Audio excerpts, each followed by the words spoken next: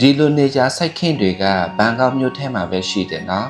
ဘယ်နေရာဘယ်လိုသွားရမလဲဆိုတာကိုပြောပြသွားမှာဖြစ်ပါတယ်အခုတလောမှာကြောက်စုကြပန်းကြံနဲ့ road 5 ပန်းကြံတွေမှာနေကြပန်းတဲ့အများကြီးခွိနေပြီနော်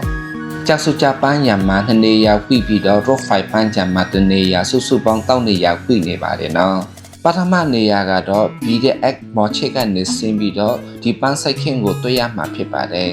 ပန်းစိုက်ခင်းကတော့တိတ်တော့မကျဲပါဘူးဒါပေမဲ့ပန်းခင်းရဲ့အမြင့်နဲ့ပေါင်ရိုက်တာအရန်လှပါတယ်ဒီနေရာကနေတရားဘက်တော့တက်တက်လျှောက်သွားမယ်ဆိုရင်တော့ဒုတိယပန်းစိုက်ခင်းတို့ရောက်မှာဖြစ်ပါတယ်ဒီနေရာကတော့ပထမပန်းစိုက်ခင်းထက်ပိုကြီးပါတယ်ရဟတ်အိမ်နဲ့ပန်းစိုက်ခင်းနဲ့တွဲလိုက်တဲ့အခါမှာဓာတ်ပေါင်ရိုက်တာအရန်လှတယ်ပေါ့နော်ဒါပေမဲ့ဒီနေရာကတော့ပန်းစိုက်ခင်းကလည်းအရန်မြင့်တဲ့အတွက်ပေါင်ရိုက်တာနည်းနည်းတော့အခက်ခဲတော့ရှိတယ်နော်နောက်ဆုံးနေရာကတော့ road 5 ပန်းကြံမှာရှိတော့ပန်းစိုက်ခင်းတွေပဲဖြစ်ပါတယ်ဒီနေရာကတော့ပန်းတဲ့အကောင်လုံးမခွိသေးပါဘူးအခြားနေရာထက်ဆိုင်တော့ဒီနေရာကတော့ပန်းစိုက်ခင်းကအကြီးဆုံးပင်ဖြစ်ပါတယ်ကျွန်တော်စိတ်ထင်ပြောရမယ်ဆိုရင်တော့ဒီနေရာမှာဓာတ်ပေါင်ရိုက်တာအလှဆုံးနေရာလို့လည်းပြောလို့ရတယ်ပေါ့နော်ဘာကြောင့်လဲဆိုတော့ကျဲပြတော့ပန်းစိုက်ခင်းတွေနဲ့တိတ်မမြင့်တော့ပန်းပင်တွေကဓာတ်ပေါင်ရိုက်တာအရန်กว่าအဆင်ပြေတယ်ပေါ့ကဲတငယ်ချင်းတွေရဲ့ကြံအားလိုက်ရမှာဘယ်မှသွားစာမရှိဘူးဆိုရင်တော့ဒီနေရာမှာအလှဓာတ်ပေါင်လာရိုက်လို့ရတယ်ပေါ့နော်ဘယ်လိုလာရမလဲဆိုတာမေးတဲ့လူတွေက